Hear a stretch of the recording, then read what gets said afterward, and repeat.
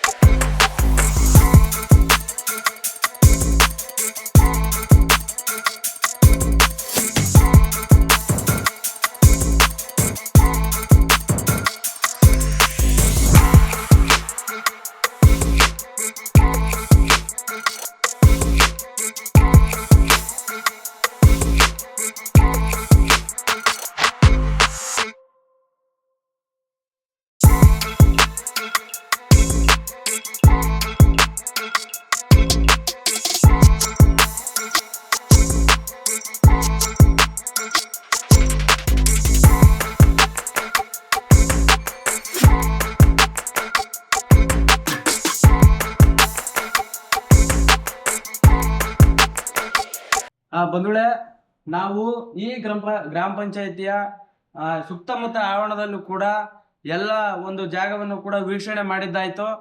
ಒಬ್ರು ಕೂಡ ಅಧಿಕಾರಿಗಳು ಇಲ್ಲಿ ಕಾಣ್ತಾ ಇಲ್ಲ. ಡಿ ಗ್ರೂಪ್ ನೌಕರರು ಮಾತ್ರ ಇಲ್ಲಿ ಕಾಣ್ತಿರುವಂತದ್ದು. ಬೇರೆ ಏನು ಉನ್ನತ ಅಧಿಕಾರಿಗಳು ಇಲ್ಲಿ ಸಿಗ್ತಾ ಇಲ್ಲ. ನಮ್ದೇನಾದ್ರೂ ಸಮಸ್ಯೆ ಇದ್ರೆ ಯಾರನ್ನ ಕೇಳ್ಬೇಕು? ಈ ಗೋಡೆಗಳನ್ನ ಕೇಳಿದ್ರೆ ಮಾತಾಡುತ್ತಾ? ನಮ್ಗೇನಾದ್ರೂ ನಮ್ಮ ಸಮಸ್ಯೆಗಳನ್ನ ಈ ಗೋಡೆಯ ಮುಂದೆ ಏನಾದ್ರೂ ಹೇಳ್ಕೊಂಡ್ರೆ ಪರಿಹಾರ ಸಿಗುತ್ತಾ?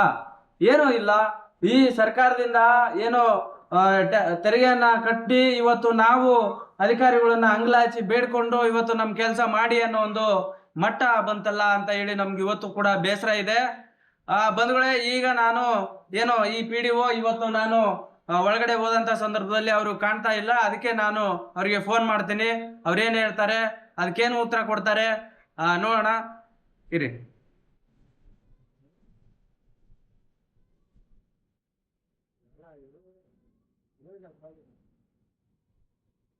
ಬಂಧುಗಳೇ, ಈ PDO ಹೆಸರು ಬಾನು ಬೇಗಂ ಅಂತ. ಅವ್ರಿಗೆ ನಾನು ಫೋನ್ ಮಾಡ್ತೀನಿ ನೋಡಿ.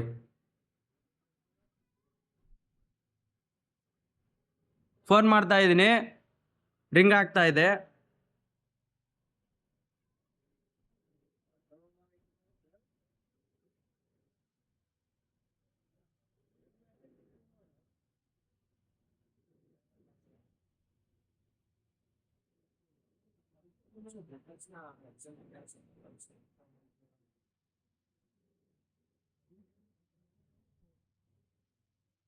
ಇಲ್ಲ, ಎತ್ತುತ್ತಾ ಇಲ್ಲ, ರಿಂಗ್ ಆಗ್ತಾ ಇದೆ, ಎತ್ತುತ್ತಾ ಇಲ್ಲ. ಮತ್ತೊಮ್ಮೆ ನಾನು ಫೋನ್ ಮಾಡ್ತೀನಿ ನೋಡಿ. ಮತ್ತೆ ರಿಂಗ್ ಆಗ್ತಾ ಇದೆ.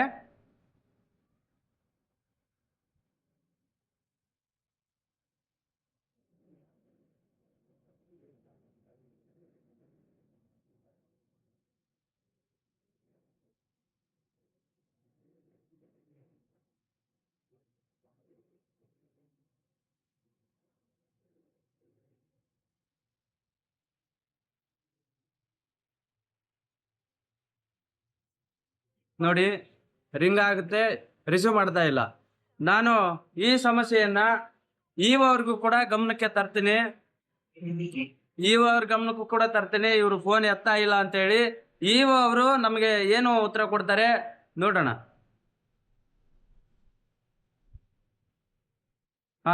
ಬಂಧುಗಳೇ, ಸಿಂಧನೂರು ತಾಲೂಕಿನ ಇಒ ಅವರು ಚಂದ್ರಶೇಖರ್ ಅಂತ. ಅವರಿಗೆ ನಾನು ಫೋನ್ ಮಾಡ್ತಾ ಇದ್ದೀನಿ. ಬಿಜಿ ಬರ್ತಾ ಇದೆ.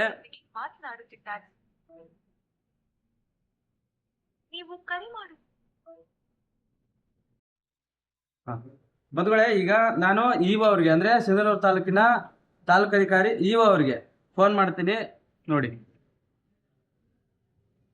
ರಿಂಗ್ ಆಗ್ತಾ ಇದೆ.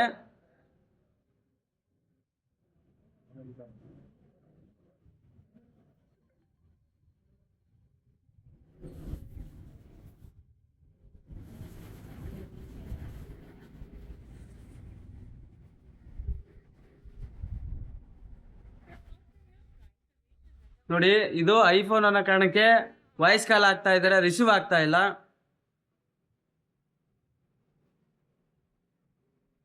ಮತ್ತೆ ಇನ್ನೊಂದ್ಸಾರಿ ಫೋನ್ ಮಾಡಿದ್ದೀನಿ.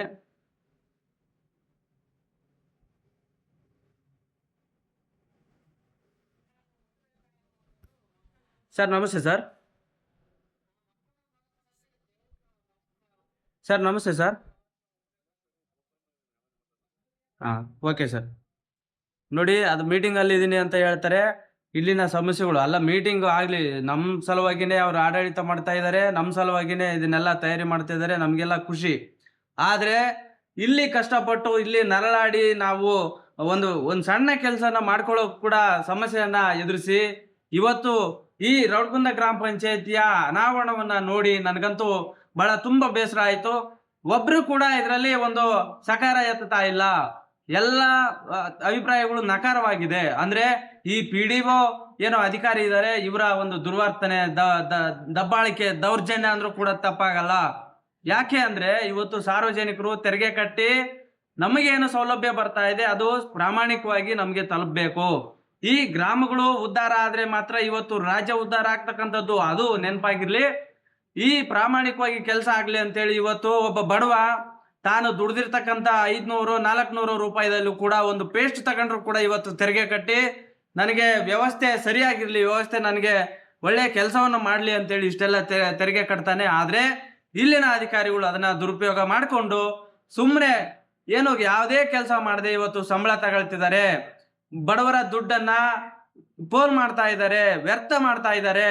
ಇವತ್ತು ತೆರಿಗೆ ಕಟ್ತಕ್ಕಂಥ ಯಾವುದೇ ಸಾರ್ವಜನಿಕ ಆಗಿರಲಿ ಅದರಿಂದ ಏನು ಬಯಸೋದಿಲ್ಲ.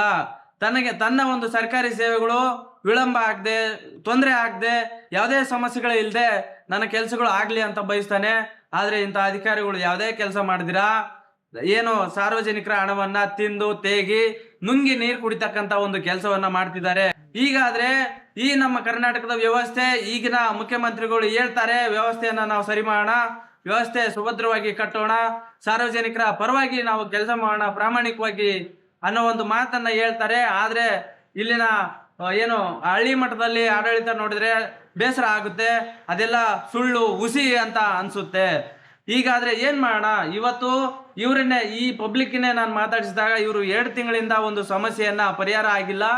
2 ತಿಂಗಳು ಹೊರತಾಗಿ ಅದರ ಸಕಾಲ ಹೊರತಾಗಿ ಇವತ್ತು ಕೆಲಸ ಆಗ್ತಾ ಇಲ್ಲ. ಅದು ಒಂದು ಕಡೆ. ಆದ್ರೆ ಫೋನ್ ರಿಸೀವ್ ಮಾಡ್ತಾ ಇಲ್ಲ. ಯಾಕೆ ಮಾಡ್ತಾ ಇಲ್ಲ?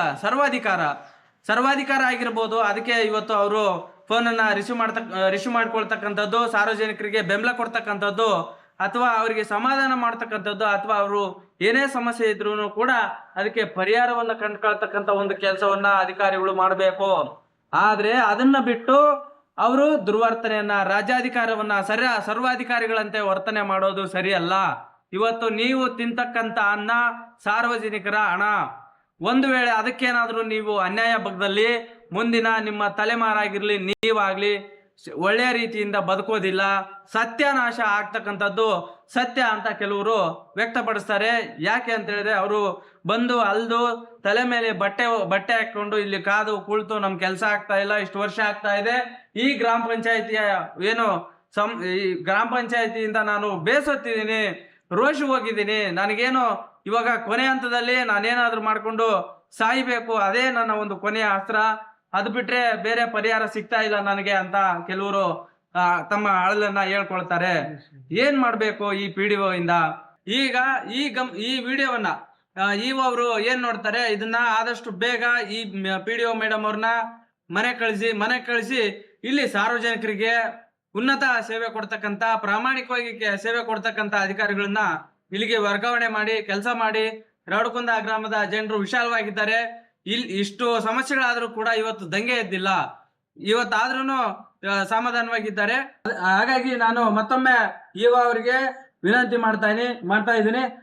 ಸರ್, ಈಗ ಇಲ್ಲಿ ಏನು ರೌಡಕುಂದ ಗ್ರಾಮ ಪಂಚಾಯತಿ ಏನಿದೆ, ಇಲ್ಲಿ ಉನ್ನತ ಮತ್ತು ಪ್ರಾಮಾಣಿಕವಾಗಿ ಕೆಲಸ ಮಾಡ್ತಕ್ಕಂಥ ಅಧಿಕಾರಿಗಳನ್ನ ಇಲ್ಲಿಗೆ ವರ್ಗಾವಣೆ ಮಾಡಿ ಒಳ್ಳೆಯ ಸೇವೆ ಕೊಡ್ತಕ್ಕಂಥ ಅಧಿಕಾರಿಗಳು, ಏನು ಮಾನವನ ಮೌಲ್ಯಗಳು ಗೊತ್ತಿರ್ತಕ್ಕಂಥ ಅಧಿಕಾರಿಗಳು ಈ ಒಂದು ಗ್ರಾಮ ಪಂಚಾಯತಿಗೆ ಬರಲಿ.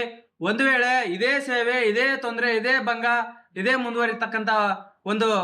ಮುಂದುವರಿತಾ ಹೋದ್ರೆ ನೀವು ಪ್ರಾಮಾಣಿಕರು ಅಲ್ಲ, ಇವರಿಂದ ಏನಾದ್ರೂ ಮಾಮೂಲು ಪಡಿತಿದ್ದೀರಿ ಎನ್ನುವ ಒಂದು ಅನುಮಾನ ನಮ್ಗೆ ಕಾಣುತ್ತೆ. ಹಾಗಾಗಿ ದಯವಿಟ್ಟು ಮತ್ತೊಮ್ಮೆ ಅಂದ್ರೆ ಈ ಒಂದು ಸುದ್ದಿಯನ್ನ ಮುಂದುವರಿಸೋದು ಬೇಡ, ಇಲ್ಲಿಗೆ ಈ ಸಮಸ್ಯೆಯನ್ನ ಪರಿಹರಿಸಿ ಅಂತೇಳಿ ಮನವಿ ಮಾಡ್ತೀನಿ. ಧನ್ಯವಾದ.